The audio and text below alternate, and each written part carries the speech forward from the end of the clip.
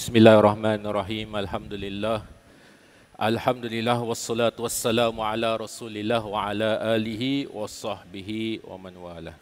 Rabbi shrah li sadri wa yassir li amri wahlul 'uqdatam min lisani yafqahu qawli. Subhanaka la ilma lana illa ma 'allamtana innaka antal alimul hakim. Wala haula wala quwwata illa billahil aliyil azim. Para jemaah sekalian, syukur kepada Allah Subhanahu wa taala dengan nikmat yang dilimpahkan ke atas diri kita. Alhamdulillah, kita hari ini dapat mencapai sepanjang bulan Ramadan ini. Alhamdulillah, kita bersama keluarga kita, dengan isteri kita, dengan rumah kita, dengan anak-anak kita berjaya sampai ke sini insya-Allah. Dan kita doa kepada Allah Subhanahu wa taala semoga kita dapat berakhir pada bulan Ramadan ini dengan satu kejayaan insya-Allah. Dan izinkan saya untuk memberikan salam. Assalamualaikum warahmatullahi ta'ala wabarakatuh. Baiklah tuan-tuan dan puan-puan yang saya kasihi sekalian, di depan saya ni semuanya orang yang baik-baik. InsyaAllah, Masya Allah. Ya, orang yang baik-baik, orang yang kuat beribadah. Ia datang ke masjid, yang melangkahkan diri keluar daripada rumah, berlangkah kaki sampai ke masjid. Dan saya doa kepada Allah Subhanahu wa taala semoga Allah kurniakan kepada kita semua setiap langkah dengan pahala yang bermanfaat, ya, pahala yang berpanjangan. Dan kita minta kepada Allah Subhanahu wa taala semoga kita dapat meraih maghfirah, keampunan kepada Allah Subhanahu wa taala. Inilah bulan yang kita mungkin pada bulan-bulan yang lepas kita menanti-nantikan. Bulan Ramadan, bulan yang mulia. Bulan di mana kalau kita doa, kita minta kepada Allah Subhanahu wa taala, sesungguhnya Allah akan mustajabkan doa kita. Ya, kita sebagai orang Islam, kita harus wajib mempercayai itu. Sesungguhnya pada bulan ini di mana bulan yang kebanyakan daripada orang-orang kita buat kebaikan dan kebajikan. Betul tak? Kebaikan dan kebajikan. Dan kalau kita buat kebaikan dan kebajikan, kita dapat pahala. Alhamdulillah, tuan-tuan dan puan-puan dirahmati Allah sekalian, izinkan saya untuk memulakan tazkirah ini dengan sepotong ayat daripada Al-Quran Al-Karim. A'udzubillahi minasyaitonirrajim. Bismillahirrahmanirrahim. Ya ayyuhallazina amanu qulu min thayyibati ma razaqnakum washkuru lillahi in kuntum iyyahu ta'budun. Sadaqallahul azim. Inilah tajuk tazkirah pada hari ini, iaitu bagaimana kita hendak bersyukur kepada Allah Subhanahu wa taala. Di dalam ayat itu Allah menerangkan sesungguhnya ya ayyuhallazina amanu. Allah panggil siapa? Orang-orang yang beriman. Siapa orang beriman? Kitalah. Kita semua orang beriman tak? Beriman kan? Alhamdulillah beriman. Angguk Alhamdulillah, semua orang yang beriman. Alhamdulillah. Jadi Allah panggil, ya ayyuhallazina amanu kulu min thayyibat. Makanlah makanan yang baik-baik, yang elok-elok. Tadi buka makanan yang elok-elok tak? Yang bagus? Halalan, thayyiban. Insya-Allah. Semua makan halal Alhamdulillah. Saya harap tak ada yang makan yang tak halal lah. Ustaz, saya makan no pork no lard. Ada tak? Harap tak ada lah. Sebab di depan saya ni semuanya orang yang baik-baik. Alhamdulillah. Jadi Allah kata apa? Min thayyibati ma razaqnakum, yang aku dah kurniakan rezeki kepada kamu, washkuru lillah. Dan bersyukurlah kepada Allah, in kuntum iyyahu ta'budun. Seandainya engkau beribadah kepada Allah Subhanahu wa taala, atau erti kata yang lain, kalau kita beriman kepada Allah Subhanahu wa taala, kita wajib untuk rasa bersyukur. Kita wajib rasa bersyukur. Di dalam Al-Quran sendiri, kalau kita lihat kepada perkataan syukur, berapa banyak Allah sebutkan perkataan syukur di dalam Al-Quran? Siapa yang tahu? Ada tak yang tahu? Berapa banyak perkataan syukur di dalam Al-Quran? Ditulis di dalam Al-Quran. 75. 75 kali Allah sebutkan perkataan syukur. Dan salah satunya ialah ayat Quran yang saya sebutkan tadi. Ya. Jadi kita sebagai orang Islam, kita bersyukur. Alhamdulillah. Betul? Kita mungkin didik oleh orang tua kita. Kalau kita rasa senang, kita rasa bersyukur. Nanti nak raya kan, anak-anak kecil dapat $10. Syukur tak? Syukur, Alhamdulillah. Agak-agak kalau dapat $2, syukur tak diorang? InsyaAllah syukur. Kita cuba untuk didik mereka, apa yang kita dapat, kita harus rasa bersyukur. Kita dididik oleh orang tua kita, guru kita, ustaz kita, ustazah kita, untuk kita rasa bersyukur kalau kita rasa senang. Tapi bagaimana pula kalau kita dalam keadaan rasa yang susah? Macam mana? Kita di kalangan kita, saya percaya, bulan Ramadan ni lah bulan yang di mana adalah satu masa peluang yang besar untuk diri kita untuk mengubah sikap kita. Betul? Nak berubah menjadi yang lebih baik. Rasanya kalau kita rasa kita jahat, kita nak berubah jadi baik. Orang yang jahat boleh ubah jadi baik. Orang yang baik boleh ubah jadi jahat tak? Boleh? Boleh. Tapi inilah masanya bulan Ramadan di mana kebanyakan orang daripada kita mengambil peluang untuk menjadi orang yang lebih baik. Macam mana nak buat baik? Kita beribadah, kita buat baik dengan orang, kita senyum dengan orang, kita tolong orang. Kalau kita ada bergaduh dengan adik-beradik ke, dengan kawan ke, kita baikkan semula. Itu merupakan satu kebaikan. Kita menginfakkan kepada masjid, mewakafkan masjid. Alhamdulillah saya nampak kapet, Masya Allah, cantik. Mewakafkan, ada di kalangan jemaah yang mewakafkan kapet ini adalah salah satu kebajikan yang tak dapat dibayar dengan apa-apa pun. Ya, tak dapat dibayar oleh apa-apa pun. Jadi tuan-tuan dan puan-puan dirahmati Allah sekalian, kalau kita dalam keadaan kita rasa bersyukur, ya, tajuknya syukur, syukur kepada Allah. Kita tahu bahawa kita syukur yang benda-benda yang kalau kita berkaitan dengan apa? Kalau kita syukur, selalunya kita Alhamdulillah Pak Haji, syukur Alhamdulillah. Keadaan apa? Bila dalam keadaan apa? Bila keadaan kita senang, kita mendapat nikmat. Bagaimana pula kalau kita diberi ujian? Ada pernah tak kita mengungkapkan lisan kita, ya, tiba-tiba ya kena buang kerja. Tiba-tiba bulannya alamak tak cukup duit. Nak bayar duit rumah, nak bayar duit bil, duit tak cukup. Aduh, pening kepala ni. Okey. Berapa banyak kali dalam keadaan kita, kalau kita dalam keadaan down, macam mana down sekali pun, kita berasa syukur kepada Allah Subhanahu wa taala. Ya, itu harus dididik, itu harus dipeka oleh diri kita sendiri dan juga didik kepada ahli keluarga kita. Ya, ahli keluarga kita. Kerana apa? Kerana sesungguhnya barang sesiapa sebagai orang Islam, kalau kita diuji dengan cabaran dan dugaan, apa maksud dia? Daripada akal waras kita lah yang kita dah belajar. Apa maksudnya? Kalau kita dilanda ujian dan cabaran, apa maksud dia? Musibah. Di sebalik itu, apa maksud dia? Wa asa an takrahu syai'an wa khairun lakum. Sesungguhnya ada perkara yang buruk, ada hikmah di sebaliknya. Maksudnya apa? Allah nak berikan ujian. Nak berikan ujian kepada kita.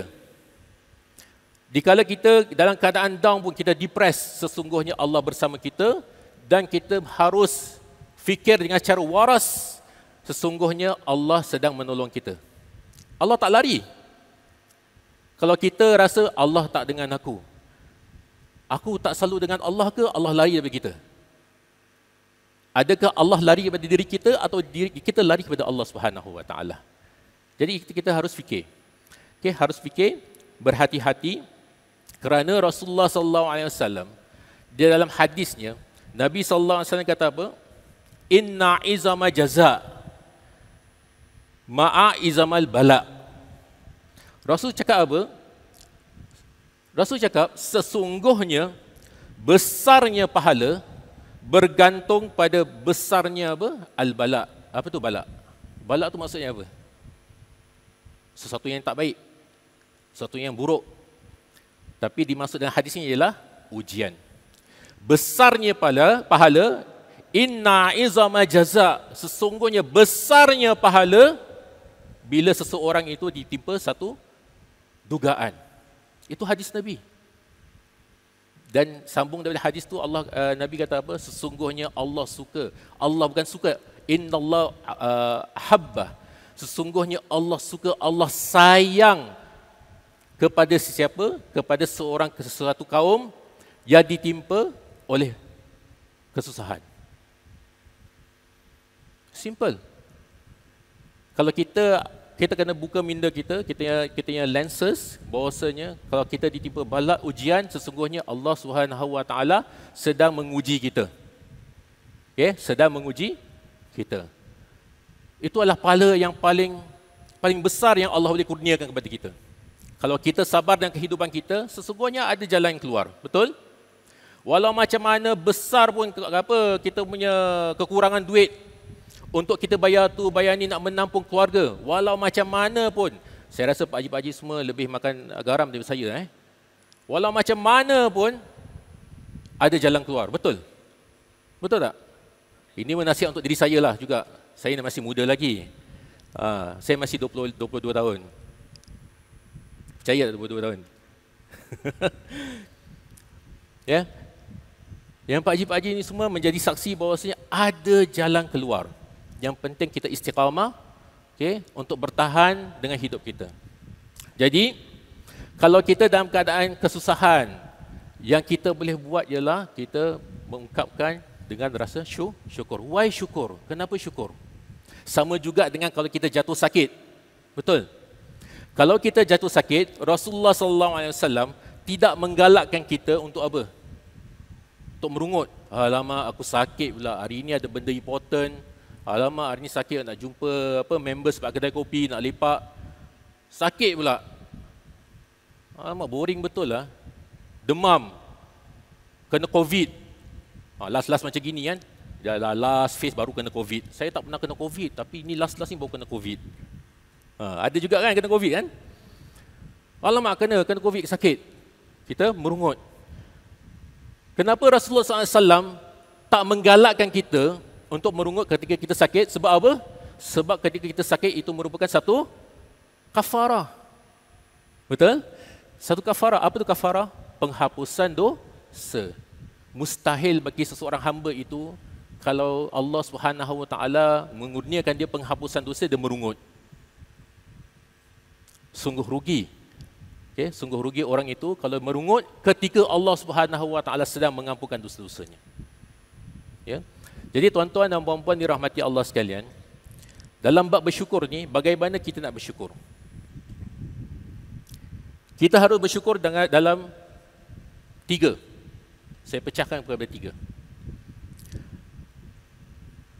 Kita nak bersyukur, yang pertama, kita bersyukur di dalam hati kita.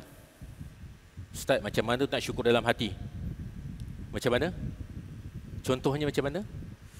Kalau kita nak bersyukur di dalam hati, kita kena percaya bahawasanya apa jua yang kita dapat, rezeki yang kita dapat, rumah yang kita dapat, yang baik, yang buruk, apa semua datang daripada Allah Subhanahu Wa Taala. Datang daripada Allah Subhanahu Wa Taala. Kita baru jual rumah, untung 200,000. Masya Allah. Bukit Panjang 4 bilik, berapa harga dia sekarang? 450,000. Katalah 500,000 lah 500,000 betul?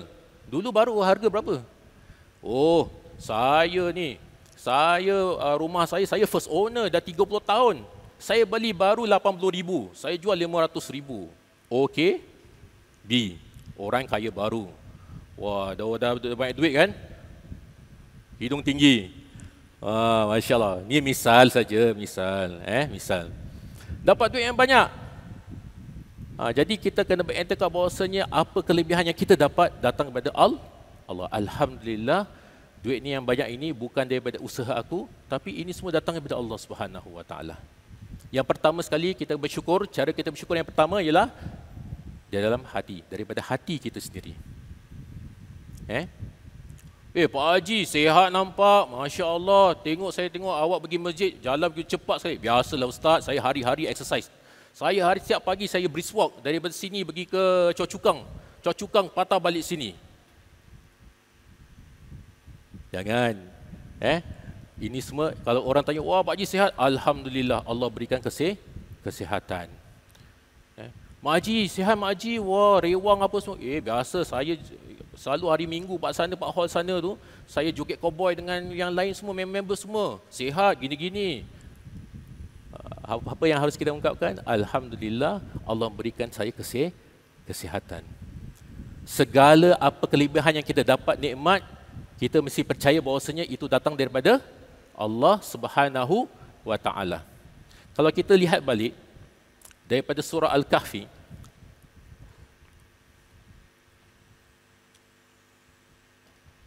daripada surah Al-Kahfi, ada sepotongan ayat cerita tentang dua pemuda yang mempunyai kebun, betul tak? Salah satunya bila dia masuk dengan kebunnya, dia kata apa? Dia berbangga dengan kebun tu. Wa dakhala jannatahu wa huwa zalimun li nafsihi. Dia masuk dengan kebun tu, dia, kebun aku subur. Ini semua atas usaha aku. Dan Allah Subhanahu wa Ta'ala mengatakan apa? Wa huwa zalimun li nafsihi. Sesungguhnya dia telah menzalimi ke atas diri dia. Maksud dia apa? Dia kufur. Kufur apa? Kufur nikmat. Dapat kebun yang subur dengan tanam-tanaman. Ini semua aku usahakan. Ini tentu daripada titik peluh aku sendiri.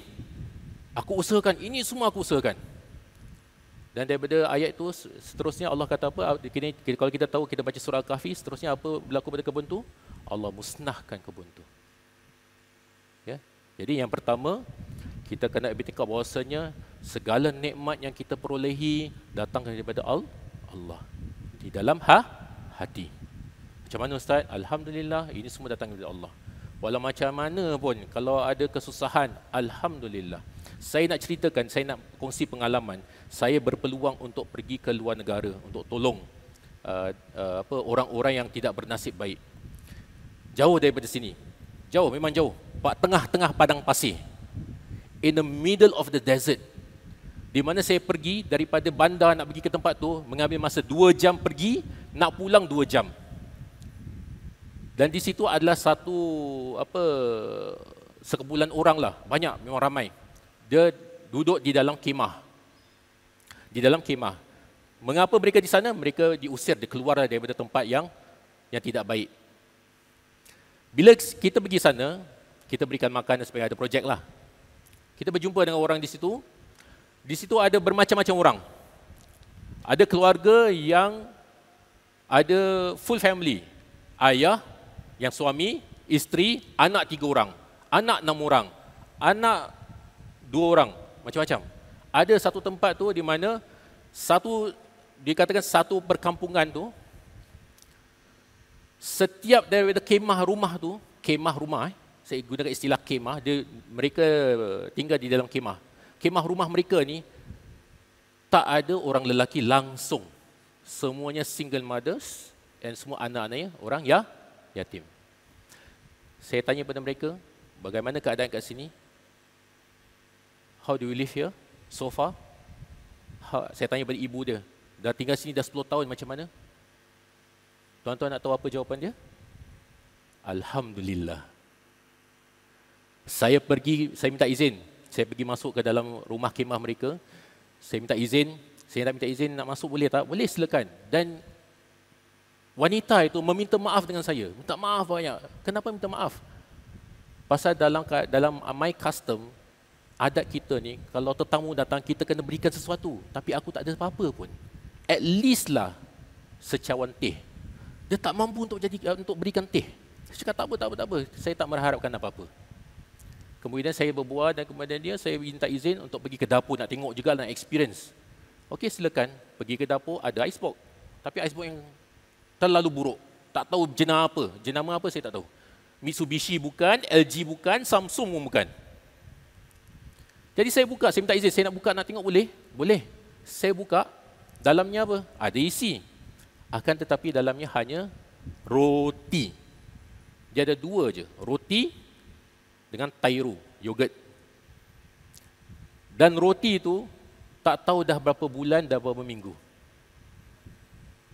Buka kat sebelah atas yang freezer tu. Buka, ada bag. Oh, saya ingat ini mesti daging ni. Ini apa? Ini daging ke? Tak. Ini pun roti. Hari-hari mereka makan roti. Dan bila ditanya, bagaimana keadaan kau? Alhamdulillah ala hazin ni'mah. Syukur atas nikmat yang Allah berikan kepada kita sebab kita masih boleh hidup dan kita masih mampu untuk makan. Walaupun kita makan makanan yang sama. Tanya pada budak-budak ni, macam mana keadaan kau? Bagus? Alhamdulillah. Mereka mendidik anak mereka untuk bersyukur kepada Allah Subhanahu Wa Taala walaupun dalam keadaan yang susah. Alhamdulillah kita dah hidup dalam keadaan macam gini. Macam mana kau belajar? Kita belajar melalui langit, yang kita lihat langit, Allah dan berikan kepada kita. Allah berikan kita matahari, Allah berikan. Ini cakap betul. Ini bukan cerita-cerita dongeng tak, ini cerita betul. Saya sendiri tanya. Dan kita dapat belajar apa? Satu yang saya memang tersentuh hati ialah, dia kata apa? Alhamdulillah kita belajar gini-gini dan kita belajar untuk kongsi apa yang kita terima. Mereka dapat makanan, mereka panggil kawan, kongsi walaupun dalam satu pinggan. Kongsi 5, 6, 7 orang. Subhanallah. Itu merupakan satu pengalaman yang baik untuk saya lah, yang saya rasa saya boleh kongsi pada tuan-tuan. Okey, baik. Yang kedua, yang pertama, kongsi melalui hati kita. Kita mesti segala nikmat semuanya datang daripada Allah Subhanahu Wa Taala. Ya. Yang kedua, kita syukur melalui lidah kita. Yalah, kalau kita nak ekspresikan apa yang ada di dalam hati kita, kita kena cakap betul tak? Kalau kita rasa sakit, oh Allah sakit lah. Kalau dicubit, rasa sakit. Aduh, kan? Kalau kita rasa syukur, kita cakap Alhamdulillah. Okay? Alhamdulillah. Kalau kita lihat balik daripada kisah Nabi Sulaiman. Nabi Sulaiman di dalam surah Al-An'am, dia kata apa? Dia kata apa? Di ayat Quran dia kata, Haza min fadli Rabbi. Pernah dengar tak? Haza min fadli Rabbi. Ini semua adalah kebaikan datang daripada Allah. Siapa Nabi Sulaiman? Nabi Sulaiman ni, dia mempunyai satu kerajaan yang Allah berikan kepada dia. Satu kerajaan. Kita dapat duit banyak-banyak, berkepuk-kepuk, rumah besar. Oh, misal. Tapi Nabi Sulaiman AS, dia ada satu kerajaan yang besar. Tapi dia cakap, Haza min fadli Rabbi. Haza min, inilah kebaikannya datang daripada Allah Subhanahu Wa Taala. Allah berikan kepada aku. Kerajaan yang beri kepada aku itu semua Allah beri kepada aku. Yang aku dapat mampu untuk cakap pada semua ini semua kuasa Allah berikan kepada aku. Bukan aku sendiri, Allah berikan kepada aku. Alhamdulillah. Haza min fadli Rabbi. Jadi Nabi Sulaiman dia kata apa? Haza min fadli Rabbi liyabluwani. Ini merupakan satu kebaikan yang Allah berikan kepada aku supaya apa? Allah nak menguji aku. Liyabluwani. Allah nak menguji aku. Aashkur. Adakah aku mensyukur atas nikmat yang Allah beri kepada aku? Am akfur, ataupun aku kufur terhadap Allah Subhanahu Wa Taala. Ya. Jadi Nabi Sulaiman AS, dia bukan calon-calon orang. Dia ada one army. Satu kerajaan yang besar yang Allah berikan kepada dia. Dia kata ini adalah ujian daripada Allah Subhanahu Wa Taala. Kerana apa? Sesungguhnya dia nak tengok, Allah nak test aku. Nak test aku, sesungguhnya aku bersyukur ataupun aku kufur terhadap nikmat Allah Subhanahu Wa Taala yang berikan kepada aku. Ya. Jadi kalau kita dapat satu kebaikan, walaupun orang berikan kepada kita sebungkus nasi pada bulan Ramadan, kita betul-betul lapar ni, air liur dah kering ni, tengah duduk termenung, tiba-tiba pam, Mirinda oren, dapat sejuk. Oh, apa yang nak cakap? Diam aja. Alhamdulillah. Ya, ini semua nikmat yang datang dari Allah Subhanahu wa taala. Yang pertama ialah saya sebutkan tadi melalui hati. Yang kedua melalui kita punya lisan, lidah kita. Dan yang terakhir, yang terakhir tuan-tuan dan puan-puan dirahmati Allah sekalian, yang terakhir bagaimana kita nak bersyukur kepada Allah Subhanahu wa taala. Dengan syukurnya itu kita buat sesuatu, buat langkah sesuatu.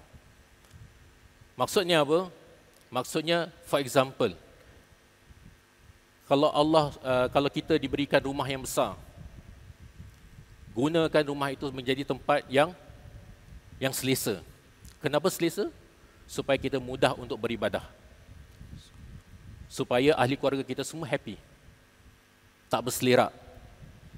Kalau Allah Subhanahu Wa Taala kurniakan kita seorang anak, alhamdulillah seorang anak, itu merupakan satu rezeki yang Allah kurniakan kepada kita. Jadi gunakan anak itu menjadi anak yang didik, menjadi anak yang soleh. Jangan biarkan macam gitu aja. Ya, jadi segala nikmat yang Allah berikan kepada kita, jaga. Allah SWT kurniakan kita masjid yang indah ini, Masjid Al-Iman. Masya Allah, sungguh cantik. Kita datang, ambil peluang untuk meraih manfaat yang masjid telah sediakan kepada kita. Ya. Jadi ini tiga, iaitu bagaimana kita nak bersyukur kepada Allah Subhanahu wa taala. Yang pertama melalui hati kita. Okey, yang kedua melalui lisan kita, haza min fadli rabbi, dan yang ketiga ialah kita buat sesuatu atas apa yang kita dapat. Nikmat. Okey, nikmat. Kita harus mendapatkan keredaan Allah. Jadi daripada nikmat yang kita dapat, kalau kita bersyukur kepada Allah Subhanahu wa taala, kita mendapat redha Allah. Kalau kita mendapat redha Allah, kita mendapat apa? Rahmat Allah. Dan melalui rahmat Allah Subhanahu wa taala itulah yang kita dapat masuk ke dalam syurga Allah yang indah. Jadi bagaimana Nabi sallallahu alaihi wasallam bersyukur? Bagaimana Nabi sallallahu alaihi wasallam bersyukur?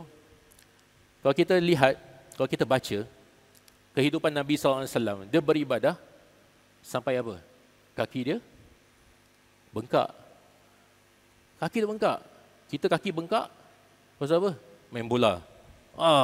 Fractured. Patah kaki bengkak kan. Nabi sallallahu alaihi wasallam kaki dia bengkak atas sebab dia solat. Dia beribadah kepada Allah SWT. Sehingga Sayyidah Aisyah dia tanya kepada Nabi, ya Rasulullah, engkau seorang rasul yang garanti kau akan masuk syurga. Kau akan masuk syurga. Apa sebab kau solat sampai kau bengkak-bengkak kaki kau, ya Rasulullah? Rasulullah jawab apa? Rasulullah dia jawab, afala akunu abdan syakura. Aku nak menjadi seorang hamba yang bersyukur pada Allah. Cara Nabi untuk bersyukur. Subhanallah. Nabi SAW adalah seorang yang hebat. Sepanjang abad, yang dikenali orang, yang dicintai orang, yang mempunyai ramai sahabat yang cinta terhadap dia, yang mempunyai satu kerajaan yang besar, Nabi SAW, sehebat-hebat manusia di atas muka bumi ini, kalau dia makan sikit aja. Alhamdulillah, nikmat. Tapi kita sikit-sikit makan. Kan? Sikit-sikit makan. Nabi makan sikit aja. Subhanallah. Orang yang paling hebat sekali. Tapi kita sikit-sikit makan. Habis kita lemah. Lemah. Jadi insya-Allah sampai situ saja insya-Allah. Bagaimana kita nak bersyukur kepada Allah Subhanahu wa taala. Yang pertama melalui hati kita, yang kedua melalui lisan kita, yang ketiga dengan tingkah laku kita, apa yang kita harus buatkan seandainya kita dapat nikmat daripada Allah Subhanahu wa taala. Ya. Dan saya doa kepada Allah Subhanahu wa taala semoga kita meraih kesyukuran dan pahala kepada Allah Subhanahu wa taala. Semoga bulan Ramadan pada kali ini kita dapat meraih banyak pahala. Semoga Allah Subhanahu wa taala kurniakan kita kebaikan dan kebajikan dan pahala yang berpanjangan hingga ke akhir hayat kita. Dan semoga Allah Subhanahu wa taala kurniakan bukan kepada kita, pada isteri kita, kepada ahli keluarga kita, kepada anak-anak kita, supaya mereka menjadi anak yang soleh dan solehah, yang berbakti kepada ibu dan ayahnya dan orang tuanya insya-Allah. Dan kita doa kepada Allah Subhanahu Wa Taala semoga satu hari nanti kita akan berjumpa di syurga nanti dan masuk ke dalam syurga dan berjumpa dengan baginda Nabi Muhammad sallallahu alaihi wasallam dan para sahabatnya dan orang-orang alim insya-Allah. Aku qauli hadza astaghfirullah li wa lakum. Kita akhiri dengan tasbih kafarah dan surah Al-Asr. Bismillahirrahmanirrahim. La ilaha illa anta astaghfiruka wa atubu ilaik.